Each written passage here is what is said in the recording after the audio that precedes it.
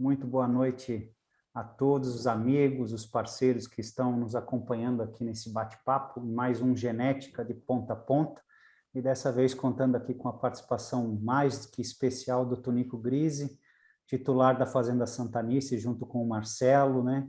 Vou deixar aqui um abraço para o Marcelo. E uma noite vai ser muito agradável, a gente vai falar de genética, vai falar de pecuária regenerativa, do sistema de produção da Santanice, como é que está sendo desenvolvido os últimos anos de trabalho da Fazenda. E, claro, vamos apresentar aqui alguns destaques da Santanice, da bateria da Cemex Brasil. Então, nos acompanhem, fiquem com a gente até o final. Se vocês tiverem qualquer dúvida, qualquer pergunta, algum comentário, vocês podem fazer aqui no chat do YouTube, e depois a gente passa a pergunta para o Tunico. O Tunico também está aqui para responder. Acredito que vão ter bastante perguntas, Tunico, essa noite.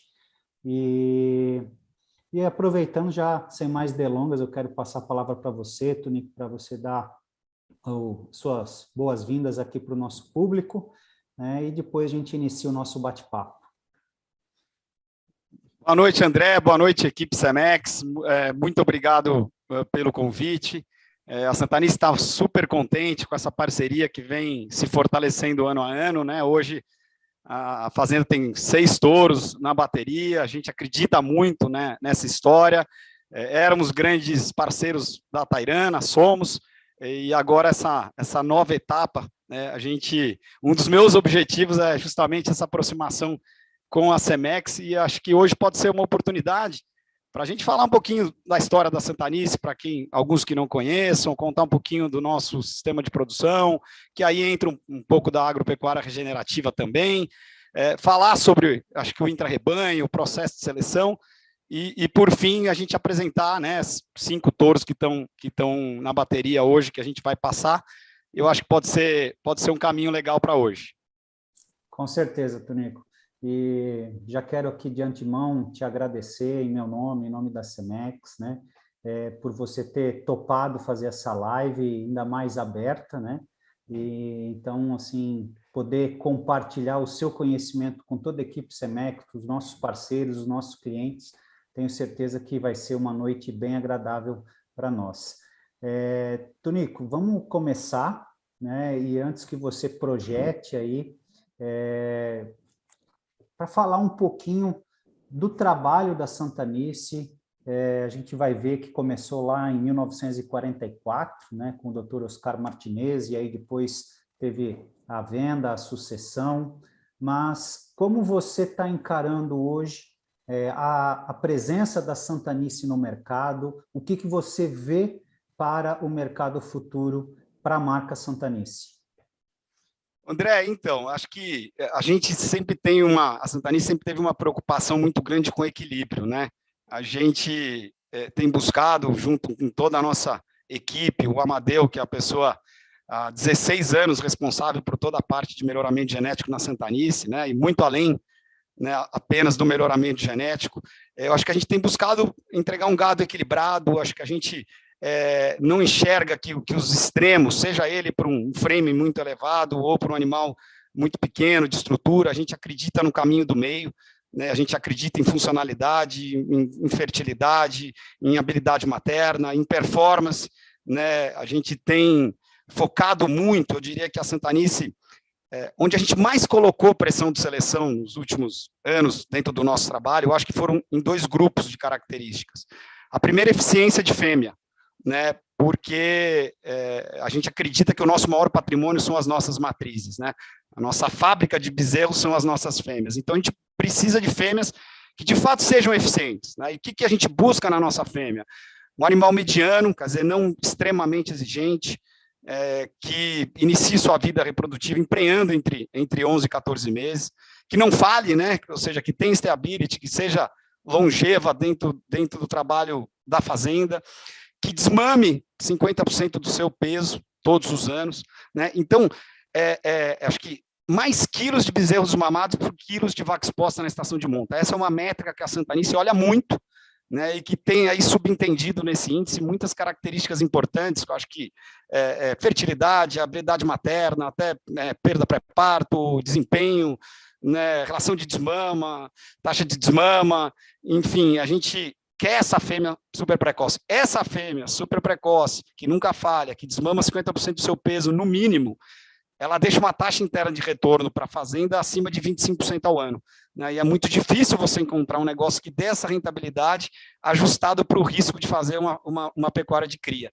Então, assim, o primeiro grupo, sem dúvida nenhuma, foi esse, eficiência de fêmea, e o segundo grupo são as características de desempenho frigorífico, né? Essa é uma obsessão da Santanice desde sempre.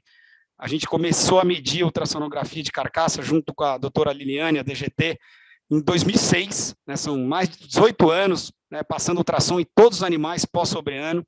E por que a gente usa muito essa ferramenta e por que ela é tão importante no nosso trabalho? Porque eu acho que muito mais importante que o peso, né, como esse peso está distribuído em cada carcaça.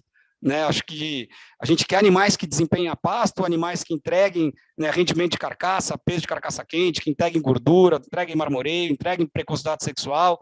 Então, eu diria que esses foram os dois grupos de características onde a Santanice mais colocou pressão de seleção, e eu acredito que serão os grupos que a gente vai seguir colocando muita pressão de seleção nos próximos anos. Bacana, Tonico, muito legal a sua fala, porque são dois pontos críticos que influenciam diretamente na rentabilidade da atividade, né? Ter fêmeas eficientes, produtivas, que sempre vão desmamar um bom produto, e os machos que vão ter uma rentabilidade maior lá no final, ou seja, lá na indústria frigorífica, ou para quem vai comprar bezerros, né? Então, fico muito alegre com a sua colocação. Tonico, eu sei que você preparou um material bacana aqui para nós, né? Já queria pedir para você compartilhar aqui. Legal, vou dividir aqui. Eu não sei nem se vocês vão conseguir enxergar a letra, mas não tem problema, a gente segue usando como referência e se não der certo, a gente faz um outro modelo. Vamos lá. Vocês estão conseguindo ver a minha tela? Deixa eu só colocar no modo aqui apresentação.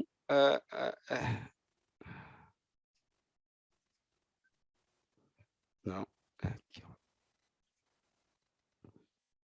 Vocês estão conseguindo ver aqui ou não?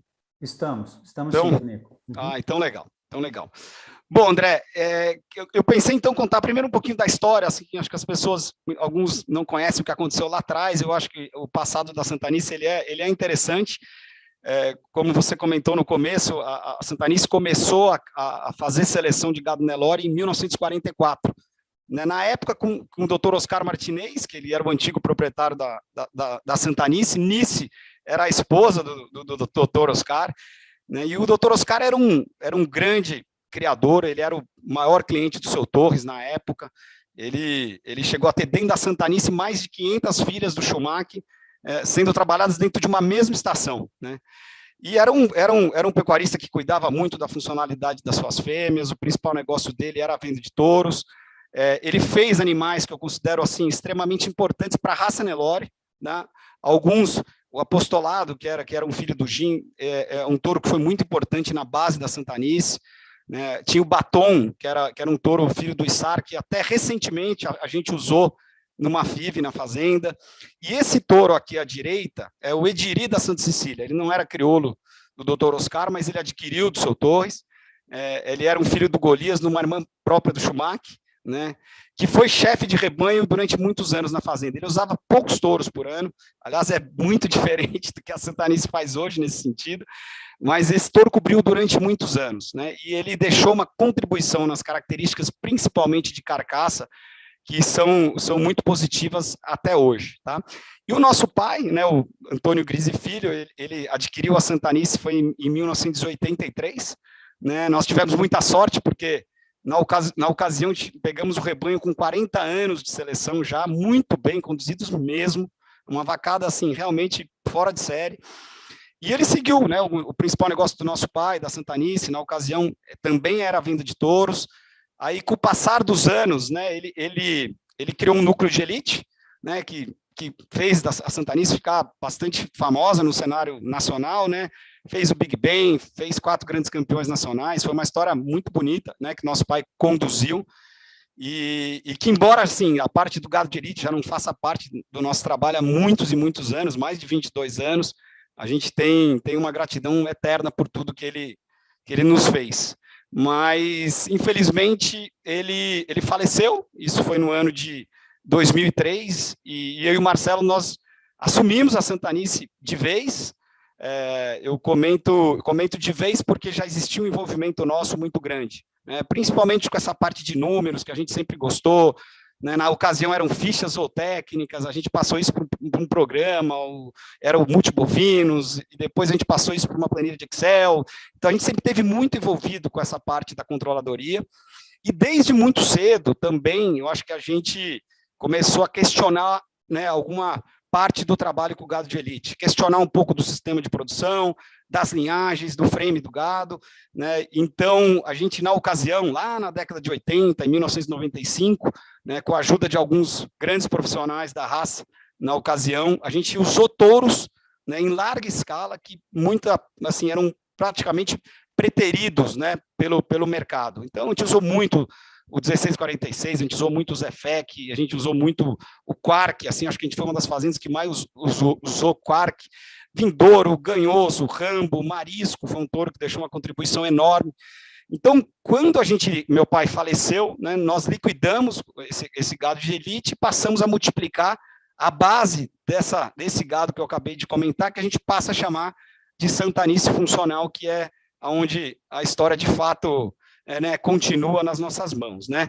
E aí nós assumimos, né, a Santanice, para quem não sabe, está no noroeste do estado do Paraná. Às vezes as pessoas brincam...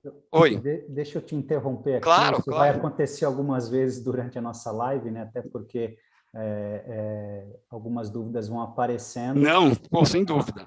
E nesse momento que você e o Marcelo assumem a gestão da fazenda e vocês liquidam o gado de elite, vocês já estavam ou vocês já entram no programa de avaliação, no programa Gene Plus? Como é que dá a entrada de vocês nos programas de avaliação genética? Então, a gente, assim, acho que a Santanice sempre teve uma obsessão muito grande com dados, com coleta de dados, né?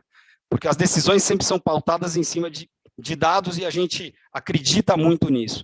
Tanto que toda essa história do Dr. Oscar Martinez, que eram em fichas zootécnicas, né, a gente passou isso para planilhas de Excel e eu tenho esses dados até hoje, né? Então, a gente sempre teve uma preocupação muito grande com dados, desde 1988, que a gente faz os CDPs lá com a BCZ, e em 1998, a gente conheceu o Dr. Luiz Otávio Campos Silva, que infelizmente nos deixou, para mim, um grande amigo. Foi muito doído a perda do Dr. Luiz Otávio, principalmente pela importância que ele teve na história da Santanice, né? Foi ele quem nos dava os caminhos, quem nos ajudava muito com os processos, com os critérios. Foi ele que nos apresentou o Amadeu, né, que foi uma pessoa que eu acabei de comentar, muito importante na nossa história, a doutora Liliane.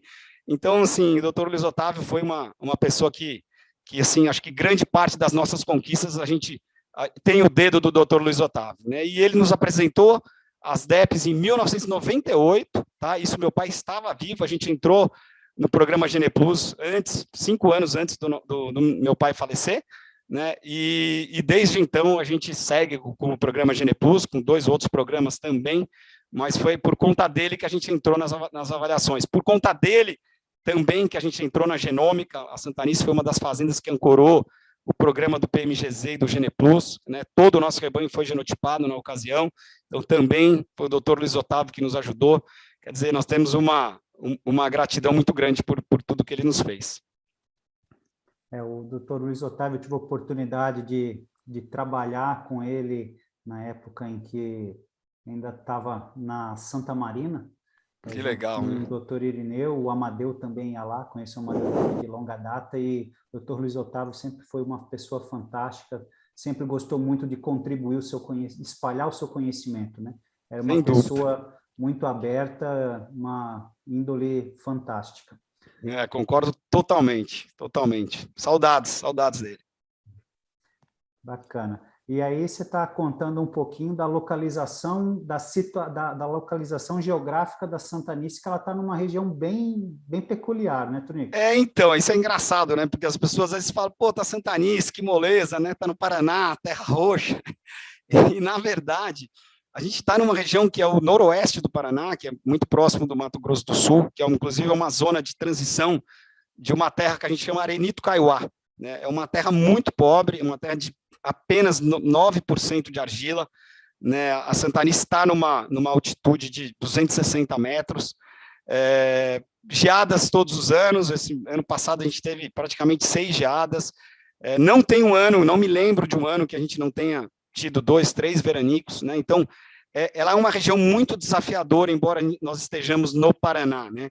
E aí eu queria, contando um pouquinho disso, dessa peculiaridade, que não é fácil você produzir nesse lugar, e a gente, quando assumiu a Santanice, a gente rapidamente entendeu, né, que nós precisávamos encontrar um novo modelo. Tá? Por quê? Porque as terras estavam se valorizando principalmente por conta da entrada da cana e da mandioca.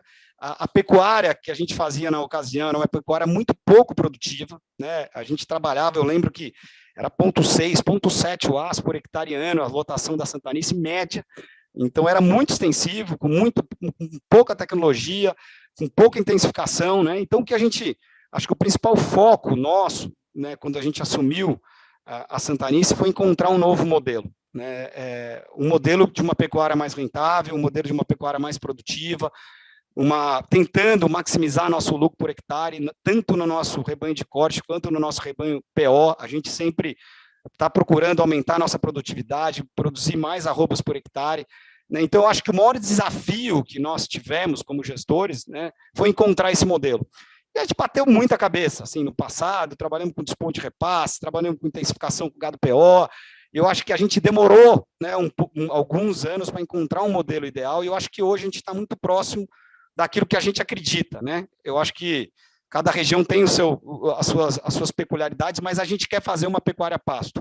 Eu acho que essa é a principal mensagem que a Santanice quer passar, que a gente quer fazer uma pecuária a pasto. A gente chama a nossa pecuária de uma pecuária real, sem excessos, né? A gente não acredita em excesso de artificialismo para fazer seleção. Eu acho que quando isso acontece, você mascara, de fato, muita coisa, você vai ter muito mais dificuldade de encontrar os expoentes, de fato, né? O doutor Luiz Otávio, enquanto falava isso muito para a gente, olha, você está empreendendo quanto como super precoce? Eu estou empreendendo 80%. Ele falou, então você é burro, você está gastando demais, você tem que tirar a ambiência, você tem que encontrar os indivíduos superiores num sistema sem excessos, né? Então, é isso que a Santanice acredita. A gente quer ser competente para produzir pasto, e mais competente ainda para colher, porque nós acreditamos que a eficiência de colheita seja, talvez, né, uma das principais características ou condições de você realmente ser rentável na pecuária. Então, a gente quer ser competente para produzir e para colher pasto, né? Você chegar numa estação de monta na Santanice, nenhuma multípara está recebendo qualquer suplementação que não sal reprodução. A Santanice não trabalha com creep feeding. A Santanice, toda a desmama da Santanice, a gente faz no modelo de 0,5 a 1 grama por quilo de peso vivo, e 1 grama nos anos ruins, nos anos de geada, nos anos realmente difíceis em termos de pastagens, né? Então a gente está focando em frentes que vão sempre justificar mais o nosso lucro por hectare. Então, e essas principais frentes são lotação, né? A gente está sempre buscando modelos de colocar mais lotação a pasto, ganho de peso, que é uma característica que tem uma correlação muito grande. A Santanice vive para produzir arrobas, né? Então nós temos que encontrar esses indivíduos. E aí, no quesito custos diretos e custos indiretos, que também tem correlação muito grande com o lucro final, né, de botar essa arroba preponderantemente a pasto durante todas as etapas pelas quais o animal da Santanice ele é submetido. É claro que quando a gente termina todas as nossas avaliações, e a gente tem os nossos leilões, principalmente os leilões de Uberaba ou televisionado, a gente vai tratar esses animais para colocar num score interessante. Mas as decisões são sempre tomadas no modelo a pasto. Eu acho que essa é uma mensagem importante, tá? Vamos lá. E aí, eu acho assim, então, continuando aqui um pouco do que a gente está falando, então, primeiramente, a gente foi em busca de encontrar um sistema de produção, para depois a gente identificar os animais que melhor se adequassem a esse sistema de produção que a gente escolheu, né? E daí vem a importância da coleta de dados, né? A Santanice, a gente coleta mais de 65 mil dados, André, por cada safra. Eu vou até compartilhar daqui a pouco o nosso intra-rebanho para mostrar um pouquinho desse trabalho, né? Então, a gente encontrou um sistema de produção, né? Encontrou as características onde a gente quis mais colocar pressão de seleção, que é que eu já comentei, eficiência de fêmea, desempenho frigorífico, e depois a gente tem que medir para poder identificar esses animais, né? Então, a gente tem uma obsessão com dados, a gente tem uma obsessão com formação dos grupos contemporâneos. É muito importante, né, que os animais sejam comparados quando foram submetidos às mesmas condições, tá? Então, na Santanice, esses grupos contemporâneos, eles são formados na própria maternidade, né, que por carimbo de nascimento e por categoria animal, né? Então, a gente tem grupos de vacas, grupos de primíparas, né, de primíparas super precoce, de secundípara super precoce, de receptoras multípara, de receptora super precoce. Cada um desses grupos tem as suas subdivisões, né? A gente tem vários grupos de vacas, vários grupos de secundíparas, e a gente respeita religiosamente todas as datas, né, pelas quais um animal ele vai passar nas avaliações dentro da Santanice. Que eu acho legal eu compartilhar aqui, né, com vocês. Eu queria, talvez eu abrir o intra-rebanho e a gente pode falar um pouquinho sobre tudo que a gente mede, mas olhando a nossa planilha de intra-rebanho, tá? Então, o que a gente tem aqui, tá? A primeira avaliação dessas 12 pelas quais um animal vai passar até seus 18 meses, a primeira a gente chama de avaliação de nascimento, né, onde basicamente a gente, na maternidade, vai pesar os bezerros, vai fazer toda a parte de genealogia, né, de pai, de mãe, toda a parte, né, do manejo sanitário nele e nas vacas. E aí a gente passa para uma segunda avaliação, que a gente chama de avaliação de acasalamento. O que acontece? Quando os bezerros estão entre 35 e 45 dias, a gente leva o grupo contemporâneo para a mangueira, e o Amadeu vai passar individualmente cada bezerro, tá? Aqui a gente vai dar, primeiramente, uma nota de 1 a 6, e essa nota é uma nota que a gente busca que siga uma distribuição normal. É uma nota comparativa, onde eu vou buscar que 25% do grupo seja classificado com notas 5 e 6, né, que seria a cabeceira. 25% com notas 1 e 2, que seria o fundo do grupo. E 50%, né, as notas 3 e 4 seriam os animais do meio, né? E a gente vai colocar aqui, não sei se vocês estão conseguindo enxergar, mas eu vou tentar aproximar, a gente vai colocar aqui todas as características, né, que nos chamaram a atenção desse bezerro naquele dia, né? 100% dos bezerros, eu diria 95% dos bezerros já são genotipados nessa avaliação. A gente coleta o rabo também e envia para os 3 programas que a Santanice trabalha, o GenePlus, a NCP e o PMGZ. A gente tem um banco de dados, eu acho que de mais de 12 mil animais já genotipados, e a gente segue genotipando 95% todos os anos de cada safra, tá? Depois... Uma pergunta aqui, essa nota que é dada nessa fase não é a conformação frigorífica ao desmame, mas segue os mesmos parâmetros da conformação frigorífica. Perfeito, perfeito. Depois da desmama, eu vou contar, a gente faz um pouquinho na linha do Epemuras, mas quando o Amadeu está avaliando esse bezerro, ele está olhando o equilíbrio, ele está olhando essa relação de altura de membros com profundidade de costelas, acabamento, musculatura, já evidente. Então, a gente dá essa nota levando justamente esse mesmo padrão da nota da desmama. Perfeito, é isso. E aí, depois que a gente passa os bezerros, a gente vai individualmente, né, passar suas mães, e aí a gente tem uma planilha, que é essa planilha que eu estou aqui, que tem o histórico reprodutivo de todas as vacas, desde sempre, dentro da fazenda. A gente vai olhar o passado dela, com que touros ela acertou, aonde ela errou, se os filhos tiveram algum problema, se foram desclassificados por quais motivos, tá? A gente vai olhar as avaliações genéticas, né? Então, eu acho que a Santanice tem uma preocupação muito grande com variabilidade, né? Nós, por ano, usamos 200 touros, né, dentro da fazenda para fazer por volta de 2.000 prenheses, né? Então, beira a insanidade, mais ou menos isso. Então, a gente faz o quê? A gente roda as DEPs de cada vaca com esses 200 possíveis touros. Aí a gente vai projetar a DEP futura, né, de cada bezerro com 200 possíveis pais. A gente joga isso para uma planilha de Excel e a gente passa alguns filtros, né, de DEPs mínimas, DEPs máximas. E quando o Amadeu vai olhar a vaca, então ele vai considerar o histórico reprodutivo dela, ele vai considerar a morfologia, o equilíbrio, as avaliações genéticas, né, e as correções morfológicas que são muito importantes para a Santanice, né? Então, essa é a segunda avaliação que a gente chama de avaliação de acasalamento, tá? Perfeito. Depois, a gente tem a terceira avaliação, que a gente chama de maternal, onde, basicamente, a gente vai pesar todos os bezerros ao redor dos 4 meses para calcular o peso ajustado, e a gente envia essas informações para os programas para calcular as DEPs de habilidade materna das nossas fêmeas. A gente tem um CDP que acontece entre a avaliação de 120 e a avaliação de desmama, e aí a gente entra na avaliação de desmama, e eu gosto de falar bastante sobre ela, porque eu acho que ela mostra um pouco dessa obsessão que a gente tem com coleta de dados, né? O que a gente mede na avaliação de desmama? A gente pesa os bezerros aos 240 dias, a gente vai calcular o perímetro escrotal dos machos, a gente vai medir a altura de posterior e perímetro torácico de todos os bezerros. E por que isso? Em busca daquele equilíbrio que eu comentei, a gente não quer o exagero, nem o muito pequeno, né? Então, a gente quer medir costela, a gente quer medir arqueamento, e depois a gente vai dar 6 notas, né, que vão de 1 a 6, uma para estrutura, uma para musculatura, uma para precocidade, uma para conformação frigorífica, que vai para o Genepus, que você comentou agora há pouco, uma nota para umbigo, uma nota para racial, né? Então, por que a gente vai trabalhando essas notas? Porque a gente já sabe mais ou menos, né, o indivíduo que a gente quer, né? A gente quer um animal de estrutura 3 e 4, né? A gente quer um animal nota 5 e 6 de musculatura, nota 5 e 6 de precocidade, nota 5 e 6 de conformação frigorífica, nota 3 ou 4 de umbigo, né? E nota 5 e 6 de racial, que seriam os animais mais bonitos, né?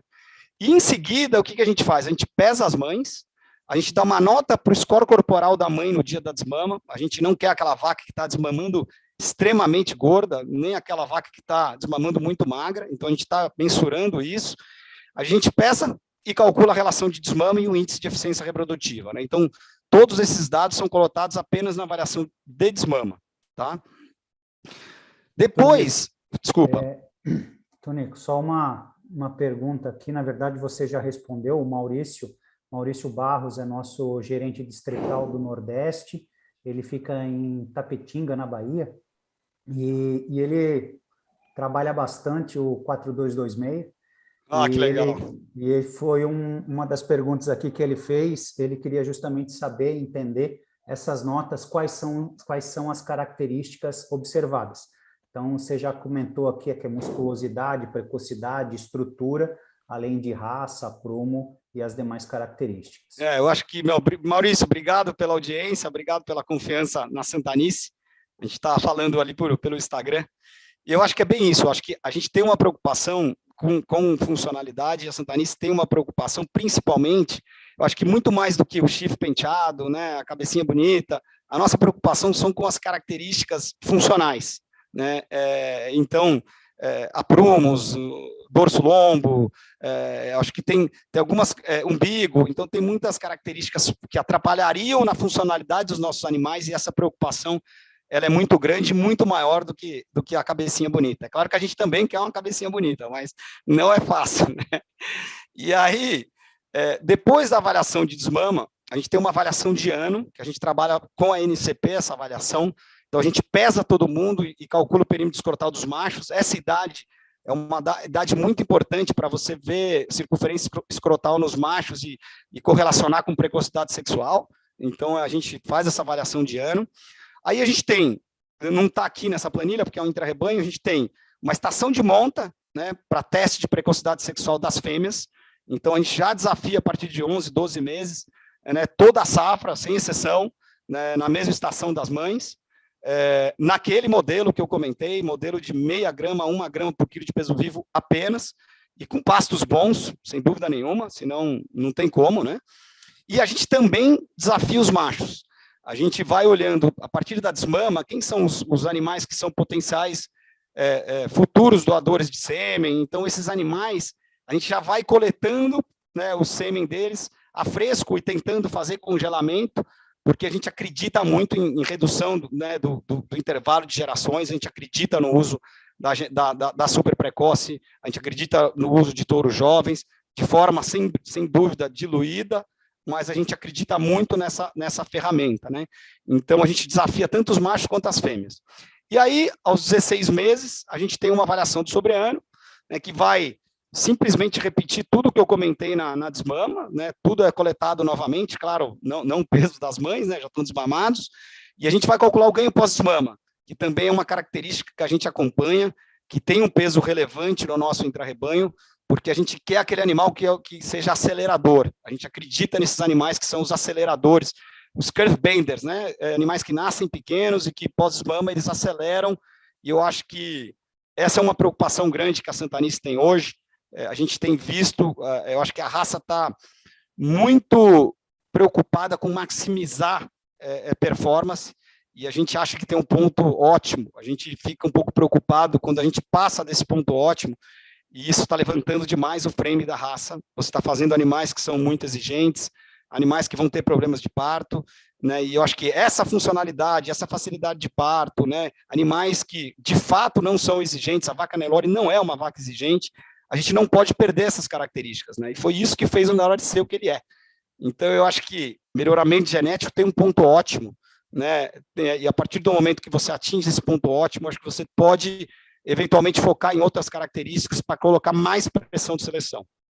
Perfeito, Tonico. Até aproveitando a sua fala, a gente teve aí no início do mês de junho em Campo Grande, né, junto lá com o pessoal do GenePlus, no final da prova de eficiência do GenePlus, e foi um dia bacana, com bastante conhecimento, e uma das coisas que se discutiu bastante é essa busca desenfreada pelo maior IQG, pelo top 01, e, querendo ou não, todos os programas de melhoramento têm um peso muito grande para as características de peso a desmama, ganho no pós-desmama, peso ao sobreano. Então, consequentemente, você tem um trabalho que vai aumentar a carcaça, aumentar peso final, né? E esses animais de maior ganho de peso tendem sempre a ser os animais de maior destaque.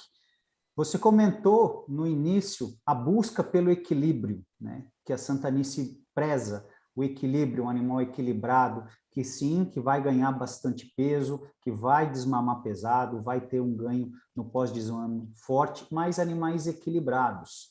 E qual que é a sua visão, a visão da Santanice nos últimos anos no mercado? Os programas de melhoramento, eles favoreceram muito esse animal ganhador de peso? E hoje a gente está refém dessa situação ou não? Eu acho que talvez a pecuária precisasse, né, de mais performance, né, e tenha sido muito útil, né, você colocar mais performance no Nelore. Mas o que eu vejo hoje, né, e o que eu acredito que vai acontecer no futuro, é uma preocupação maior com outras frentes. Eu vejo cada vez mais, inclusive eu sou do conselho do programa GenePlus, e a gente sempre defendeu muito isso. Vamos tirar peso e vamos colocar em stay, vamos colocar em gordura, né? Tem uma DEP que a gente adora aqui na Santanice, que é RD, relação de desmama, né? Que é muito usada, inclusive, nos programas SAPE, lá nos índices de eficiência de fêmea do gado SAPE. Quer dizer, então, são DEPs que praticamente não estavam nos índices econômicos, que é o que eu vejo agora uma tendência de que isso aconteça. O GenePlus, hoje, 20% do GenePlus e do PMGZ é stability. No caso do GenePlus, 10% é gordura. O RD, eu acredito que no futuro possa entrar, tem uma correlação alta com leite, mas eu acho que é uma DEP que um dia vai ter seu espaço. Então, eu vejo uma preocupação muito maior hoje de todos os programas com peso ao nascer, né? Então, eu acho que as fazendas hoje coletam peso ao nascer. Então, eu vejo, por exemplo, a NCP recentemente criou índices, né, alternativos, né, porque, no final das contas, não tem um animal ideal, tem um animal ideal para cada sistema de produção, para cada região, né? De repente eu estou numa região de grão e eu vou fazer confinamento pós-desmama, quer dizer, eu preciso de um animal com mais estrutura, né? Então eu acho que a frase é para quem e para quê, né? Para nós, que é o que a gente, os nossos clientes, e para aquilo que a gente acredita, e que eu acho que é a vocação do Brasil, que é fazer uma pecuária a pasto intensiva, com baixo input, mas intensiva, né, eu acho que a gente precisa do equilíbrio e por isso que a gente busca o equilíbrio no nosso trabalho. Legal, Tonico, bacana, e acho que é isso, né? A gente tem que prezar pelo equilíbrio, e claro, é sempre muito bem colocado, você mencionou, ter produto para todos os sistemas de produção. Aquele sistema de produção mais intensivo, você consegue utilizar touros com maior desempenho, né? Perfeito sua colocação. Legal.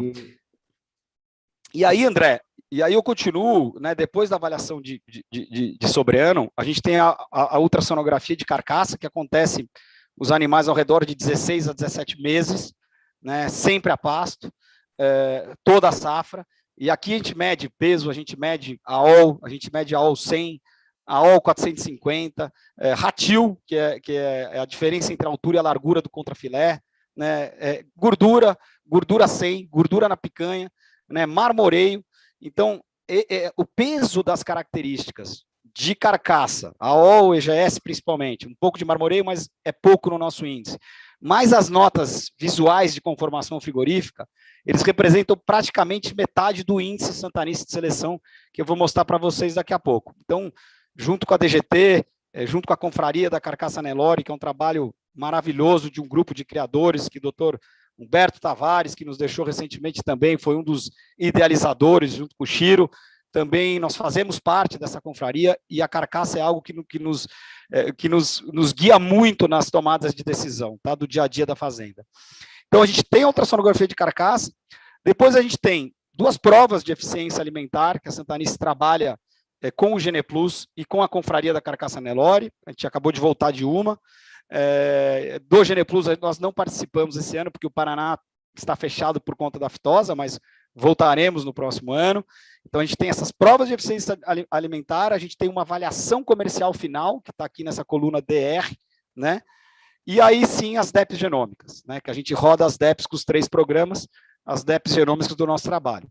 Então, depois de coletado esses dados, que são 65 mil dados por safra, o que a gente faz aqui nessa planilha? Tá? Uma planilha que ela é bem pesada, ela tem muita macro, mas o que a gente primeiro vai fazer? A gente vai trabalhar esses dados, a gente vai passar 3 regressões nos dados para fazer ajustes para poder comparar os indivíduos, né? A primeira regressão é colocar todo mundo numa mesma data de pesagem de cada característica. A segunda regressão é para a gente ajustar para a idade da vaca, porque de repente é o seguinte, o grupo de origem é um grupo de vacas 1, e nesse grupo de vacas 1 você tem uma terceirípara de super precoce, tem uma vaca de 15 anos, que está na sua, de repente, sua última aparição, e eu tenho uma vaca de 8 anos, 9 anos, na flor da idade, né, desmamando bezerros super pesados. Eu não posso comparar, eu preciso passar uma regressão para poder fazer o ajuste, e aí sim eu comparar esses animais. Então, eu passo a regressão para corrigir pela idade da vaca, e por fim, né, nós passamos uma regressão por época de nascimento. Porque também dentro de um mesmo grupo contemporâneo, por conta da época de nascimento, às vezes tem 20, 25 dias de diferença, de repente pega um momento de um veranico, de uma virada, né, o bezerro que nasceu primeiro às vezes tem vantagem, então a gente também tem uma regressão para fazer esse ajuste. Então, passando as 3 regressões, a gente vai para cada característica, a gente vai calcular a média de desvio padrão do bezerro em relação ao grupo contemporâneo de origem, de nascimento. E a gente vai transformar essa planilha toda em quantidades de desvios padrões. E aí vocês podem notar aqui, os animais que estão em vermelho são os animais que dentro do grupo, né, na característica, eles foram um desvio padrão acima da média do grupo. Quando fica entre 0 e 1 desvio padrão, ele é superior. Quando ele fica entre 0 e menos 1 desvio padrão, ele é regular. E quando ele é menos 1 desvio padrão para baixo, ele é o animal inferior dentro do grupo. Então, o que a gente faz aqui? A gente tem um índice Santanice, né, que a gente tem aqui todas as ponderações, e a gente vai calcular um índice final, né, que é o índice Santanice de seleção, que a gente vai ordenar aqui os animais, os melhores para cada característica, os melhores do índice final. A gente tem subíndices aqui, índice de carcaça, índice de até desmama, índice até o sobreano. E aí, a gente vai, para cada safra, a gente tem uma planilha como essa, e a gente faz um intra-rebanho cumulativo. A gente vai colocando todas as safras numa mesma planilha, e eu tenho praticamente a informação da vida, né, inteira dos animais dentro da Santanice. Então, por exemplo, eu venho aqui e quero saber os filhos do armador, né? Então eu olho, chutei aqui um touro qualquer, mas eu vou olhar os filhos do armador. Eu vou olhando a média dos filhos em relação aos grupos contemporâneos de origem de todas as safras pelas quais o armador teve filho dentro da Santanice. Então, eu vou vendo aqui o que ele é bom, o que ele é ruim. Se olhar, o armador ele foi bem para praticamente todas, e ele podia ter sido melhor para a gordura no nosso intra-rebanho, que ele foi negativo. Então eu tenho isso do touro, eu tenho isso das mães, né, eu tenho aqui, eu calculo intervalo entre partos, eu calculo índice de eficiência reprodutiva, eu tenho um índice final, relação de desmama, então a gente sabe todas as informações, e esse é o intra-rebanho que eu queria compartilhar com vocês. Eu vou voltar para a apresentação. Tonico, legal, esse intra-rebanho é um programa de melhoramento genético, né? Essas questões de regressão que são feitas, tudo isso é um programa de melhoramento genético e acredito que toda essa eficiência, toda essa solidez que vocês têm empregado, vocês estão colhendo os frutos, os resultados. Tonico, eu queria aproveitar aqui uma pergunta, você comentou essa questão da utilização de 200 touros por safra, tá? A gente teve uma pergunta aqui do Felipe Viana é nosso regional, no estado do MS, em Inocência, e ele pergunta por quantas safras você utiliza um mesmo reprodutor. Porque com essa alta variabilidade, a utilização de touros jovens, por quanto tempo você utiliza um mesmo reprodutor? Felipe, obrigado pela audiência, hein? Quero te receber lá na Santanice também, você e toda a equipe Cemex. Então, eu acho que o Amadeu, acho que o primeiro motivo pelo qual a gente tem essa variabilidade é porque, de fato, ela está na fórmula do ganho genético de longo prazo, né?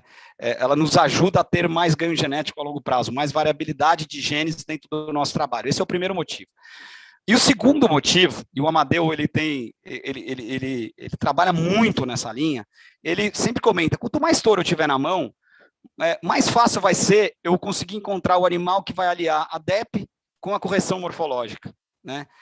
E o terceiro motivo é risco, né? Porque de repente você pega um animal, pega uma safra que você usa 5 touros e um desses touros despenca no leite depois, né? Isso acontece, quer dizer, aí você está ferrado, né, basicamente. Então, assim, o Amadeu não tem uma regra, Felipe, clara, mas ele enxerga muito alguns touros como ferramentas, né?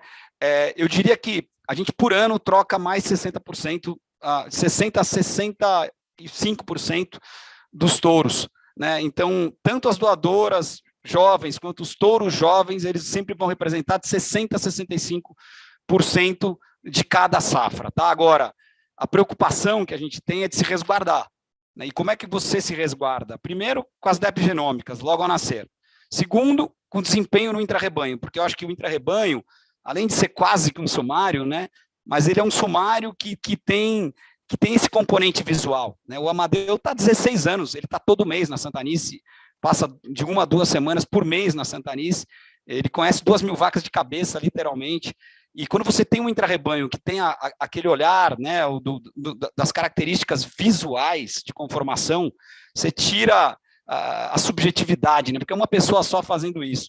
Então eu enxergo que a gente se resguarda colocando animais que são muito bem avaliados e equilibrados, colocando animais com notas visuais no nosso intra-rebanho muito equilibradas, principalmente as notas de precocidade de conformação frigorífica, e animais que descendam de famílias que a gente acredita. A gente acredita muito no poder da família, né? Claro que a gente está constantemente encontrando novas famílias, mas a gente arrisca mais nas famílias que a gente tem mais confiança, que conhece, né, a história lá de trás. Então, eu acho que é mais ou menos isso. Ô, Tonico, legal. E aproveitando aqui que a gente está falando dessa questão de variabilidade, é interessante que vocês, dentro da Santanice, o Amadeu sempre procura utilizar alguns animais de genealogia totalmente aberta, alguns animais de linhagem baiana, sempre utiliza alguma coisa do Izê, Lengruber, né? Como é que vocês mantêm e organizam esses núcleos? Vocês têm núcleos ou vocês controlam de alguma outra forma? Como é que é feito isso dentro da Santanice? Boa pergunta, né? Então, a gente tem um núcleo de linhagens abertas dentro do nosso rebanho.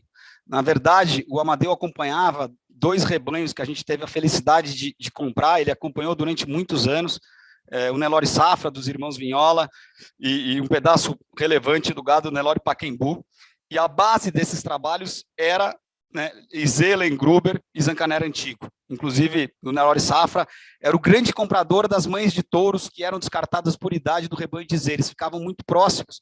Todas essas vacas acabaram vindo para o rebanho da Santanice, tá? E algumas, inclusive, a Ruga da Bom Sucesso, por exemplo, também, que é uma vaca, né, Zancaner, talvez a principal filha do marisco da raça Nelore, né? A gente também faz parte do time de doadoras da Santanice. Então, o que a gente fez? Quando a gente adquiriu esses 2 rebanhos, a gente manteve esses rebanhos abertos. Então, a gente utiliza nesses animais Iselen, Gruber, a raça baiana, a gente trabalha muito com a linhagem baiana, inclusive Seipe, a Santanice utiliza todos os anos 5, 6 touros Seipe. A gente trabalha com muitos touros antigos, né? A gente tem animais aí muito interessantes esse ano, do Ibiraçu da Trindade, Frevo, assim, muito da linhagem Golias lá de trás, Faulade. Então a gente tem uma preocupação muito grande. Agora, claro que a gente usa nesse rebanho fechado, né? Fechado que eu digo, de linhagens abertas, e a gente também usa esses touros no rebanho da Santanice normal, né? Mas quando a gente usa esses animais, a gente coloca nas vacas de melhor avaliação, né? Para que esses animais sejam abertos e bem avaliados. A gente tem vários animais da linhagem baiana esse ano, top meio, acho que tem até um que era top 01 no Gene Plus. Que legal, Tonico. E você comentou uma coisa bacana, que é a introdução da genética de programas SAPE dentro do trabalho da Santanice. Como é que é feita essa introdução e qual que é o objetivo de introduzir esses animais de programa SAPE dentro da Santanice?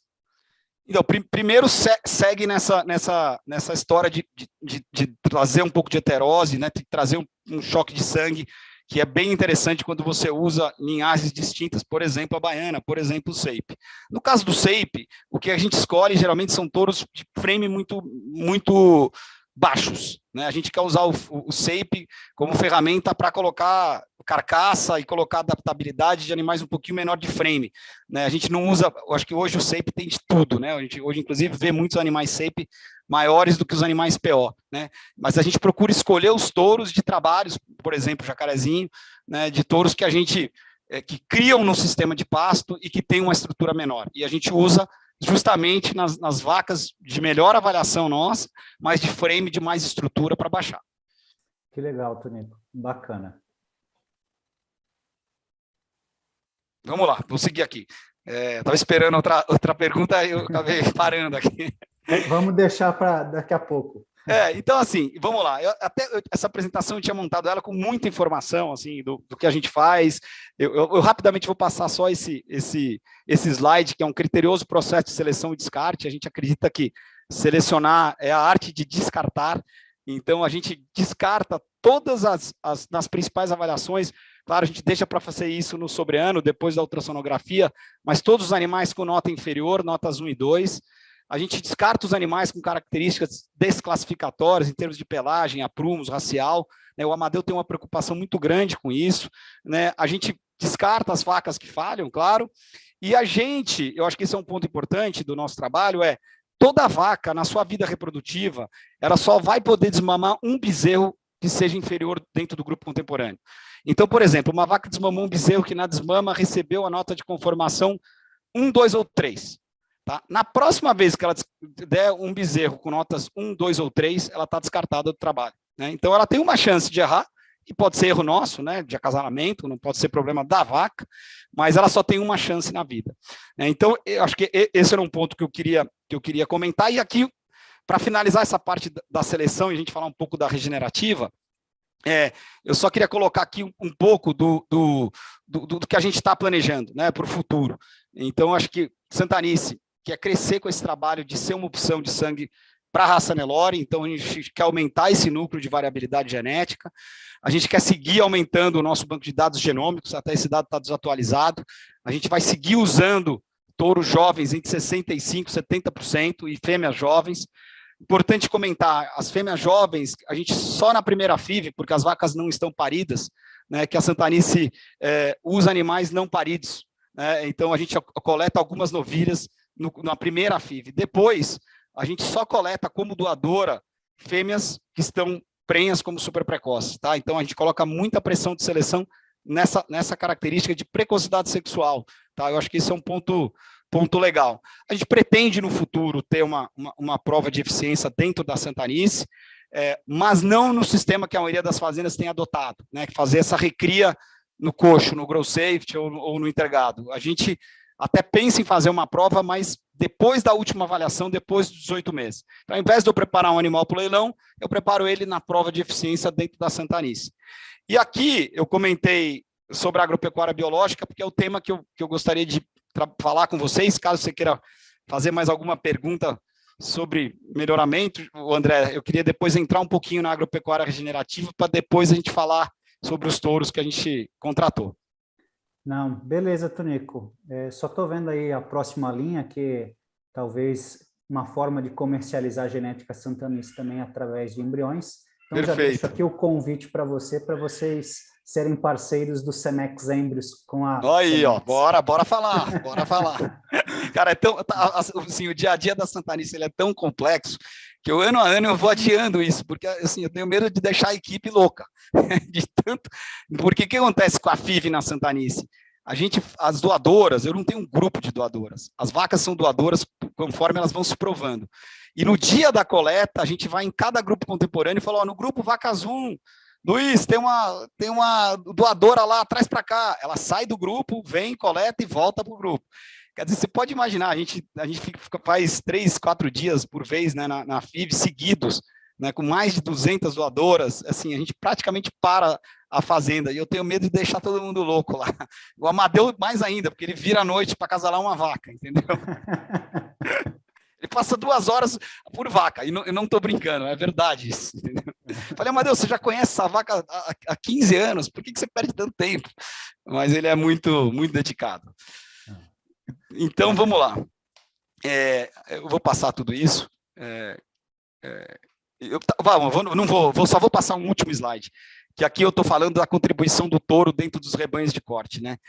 A importância do touro dentro de um trabalho, né, no ganho genético de um rebanho, ele é 85%. Né? Então, eu acho que isso é uma coisa importante. E por que isso? Porque uma vaca vai te deixar 0,8 filhos por ano, né? Um touro vai te deixar 20 a 30 filhos todos os anos. E um outro ponto interessante é que assim, a pressão de seleção no macho ela é muito maior, né? Então, por exemplo, para repor 20% das vacas vazias numa estação de monta, você usa 50% das fêmeas que foram desmamadas, né? Então, olha a diferença quando você está falando dos touros, né? Para repor 50% dos touros, você vai pegar os 5% superiores de cada safra. Então, além da maior quantidade de filhos, a pressão, né, de seleção na escolha do macho ela é muito maior. Então, a contribuição do touro representa 80% do ganho genético de cada fazenda. Eu acho legal esse slide. Mas vamos lá. Vamos mudar aqui. Eu até coloquei uns slides aqui do ganho genético da Santanice versus o GenePlus, né? As fazendas do GenePlus. Aqui, esse gráfico aqui é a nossa evolução para gordura, mostra o quanto a gente tem preocupação com isso, com gordura. Aqui, marmoreio, né? A gente tem um ganho genético, acho que quase 5 vezes, né, a média do programa. A gordura é basicamente 1 vez e pouco, 1 vez e meia, né? Então aqui eu coloquei as tendências genéticas da fazenda versus o GenePlus. Aqui no PMGZ também, né, a gente está sempre, a aceleração é alta, né? A gente, quer dizer, está evoluindo, mas buscando segurar o frame. E aí eu vou entrar nesse tema, pessoal. Primeiro, me desculpe se eu falar qualquer tipo de besteira, porque esse é um projeto do Marcelo, meu irmão, ele é apaixonado pelo tema da agropecuária regenerativa. Esse tema virou quase que um propósito para nós, né? Eu também me apaixonei muito por esse assunto. E algo muito, uma frente muito curiosa, que eu achei legal compartilhar com vocês, do que a gente está fazendo aqui. Tá? O que é, primeiro, a agropecuária regenerativa? Às vezes eu tenho um pouco de dificuldade em explicar, mas eu colocaria assim, A agropecuária regenerativa são todas as frentes de uma fazenda que tem por objetivo você regenerar o solo, né, e resgatar a biologia que deveria existir num solo saudável.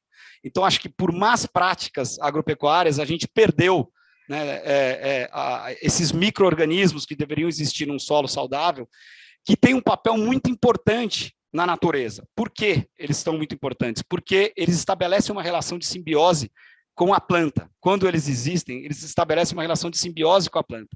Então, a planta faz a fotossíntese, ela produz o carbono, né, sequestra CO2, parte desse carbono a planta usa para crescer como energia, e mais de 50% desse carbono, através do que a gente chama de exudatos radiculares, ela usa para alimentar esses micro-organismos, né? Fungos, bactérias, protozoários, amebas, flagelos, nematóides. Então, você tem toda uma cadeia alimentar no solo que participa, né, da ciclagem de nutrientes e por ela receber esse alimento das plantas, ela disponibiliza os nutrientes na forma que a planta precisa, no momento que ela precisa.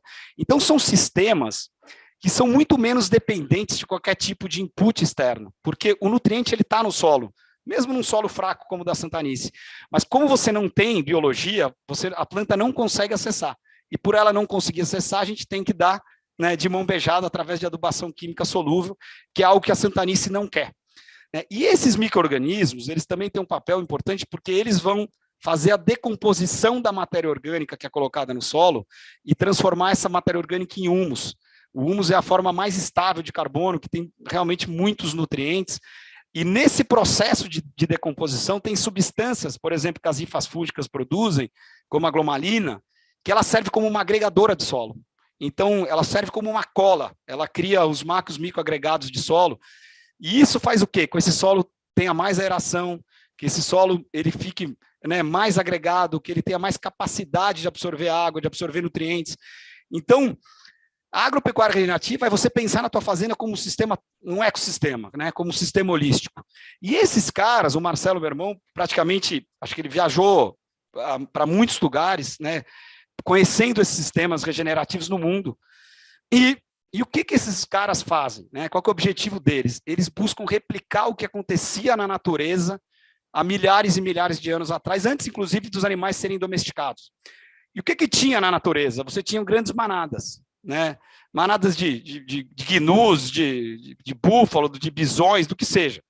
E esses animais, eles ficavam sempre agrupados em quantidades muito, muito, muito grandes, e eles saíam para fazer o pastejo dessa forma porque eles tinham um instinto de se proteger dos predadores, né? Para proteção, eles ficavam agrupados e eles pastejavam numa área muito pequena, né? E nessa área, eles causavam um impacto animal que era enorme. Por quê? Primeiro, pela fertilização orgânica, né? Você imagina a quantidade de esterco que é colocado ali. A gente estava mostrando lá grupos, a cada 1000 animais juntos, eles colocam 32 toneladas de esterco no chão por dia, né? Então, você imagina essas grandes manadas. Então uma fertilização orgânica muito grande. Você tem também o casco, né, desses animais, vai quebrando aquela crosta de solo, enterra semente, enterra matéria orgânica, né? Você cria crateras que vão aumentar o espaço de absorção de água. A saliva desses ruminantes tem enzimas e vitaminas que são promotoras de crescimento. Tem um estudo da Austrália comparando a roça mecânica com a roça feita no sistema do mob grazing, que é nesse pastejo em alta densidade, e eles mostram que a força do rebrote é 80% maior no modelo que você tem alta carga animal fazendo o corte, né? Então, dito isso, né, o que acontece? Como você tem um modelo de um período muito curto de ocupação, né, porque esses animais ele comem aquele capim e já vão para uma outra área, e com um período grande de descanso, porque esses animais só vão voltar no mesmo lugar depois de muito tempo, né?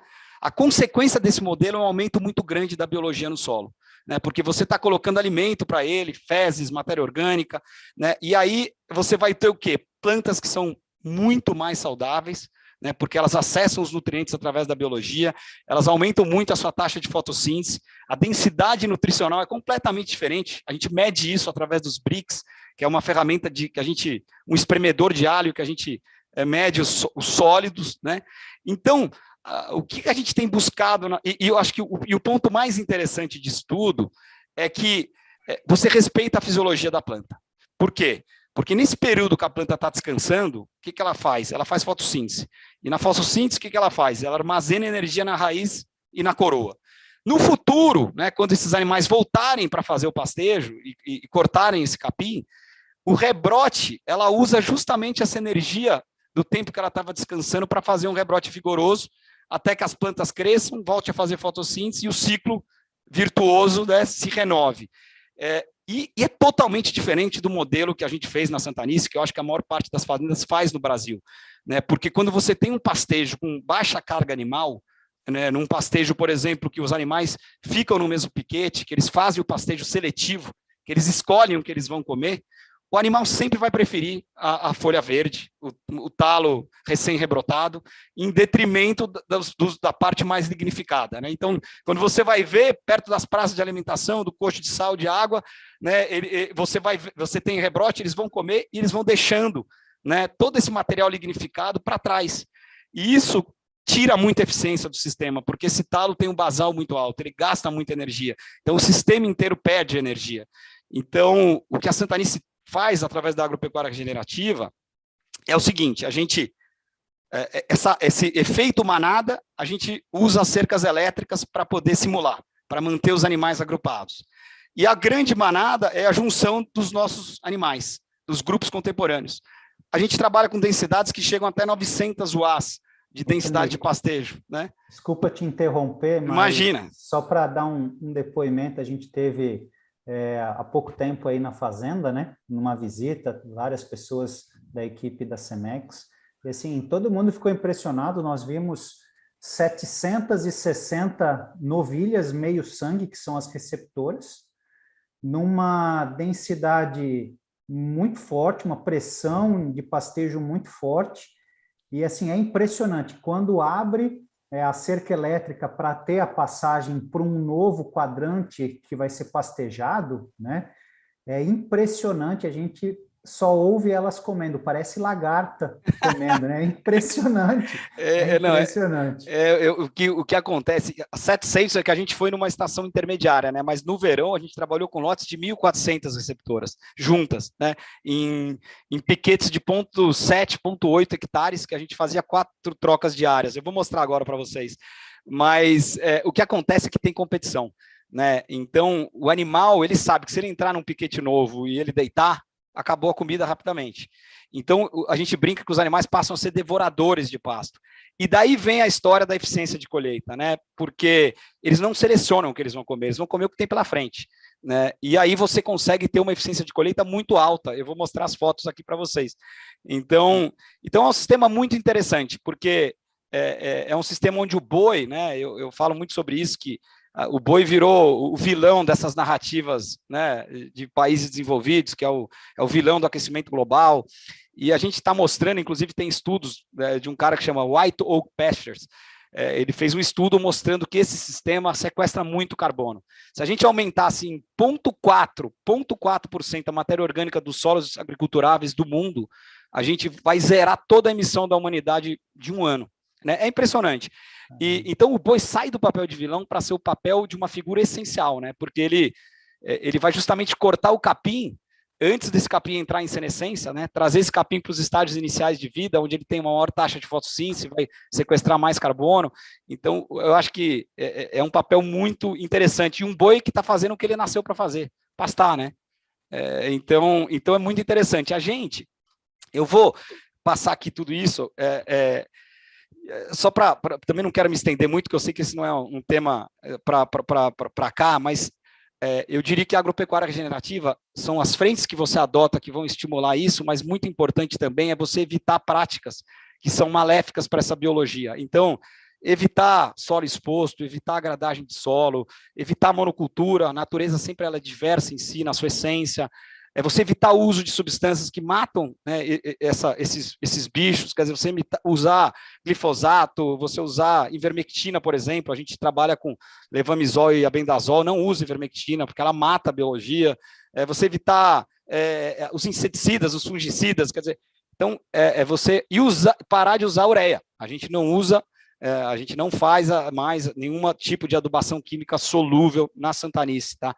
Então, acho que muito mais importante que as práticas que você adota é as que você deve parar de adotar. E tem várias outras frentes, tá, que a Santanice tem aqui nessa história. A gente tem aqui eu vou colocar, já mostrar alguns vídeos, mas a gente tem a frente do mix de plantas, que a gente planta um mix com 12 variedades de plantas. Isso é muito legal, porque cada planta traz um tipo específico de biologia, cada planta tem um tipo específico de raiz, uma mais pivotante, uma mais lateralizada, você abrange uma área de solo muito maior para captar nutrientes. Cada tipo de planta tem uma altura e uma largura de folha, então você tem muito mais eficiência para captar luz solar, né? Então, a diversidade ela é muito importante. A gente tem um outro trabalho também que a gente forra as baias do confinamento da Santanice com bagaço, carvão e pó de rocha, e aí a gente coleta esse material depois de 100 dias, e desse material, né, a gente faz as leiras, a gente vai inocular com bactérias que a gente produz na própria fazenda, devolve isso para os pastos, né, esse trabalho que está aqui nessa... não sei se vocês estão conseguindo ver, eu vou ter que trocar isso aqui. Ô, Tonico, enquanto você está mostrando as fotos aí, tem uma pergunta aqui do Fabrício Molina, que esteve aí na visita com a gente, tá? Ele gostou muito do que ele viu e está mandando um abraço aqui para você. E ele pergunta qual que é o maior investimento para um pecuarista fazer a pecuária regenerativa, né?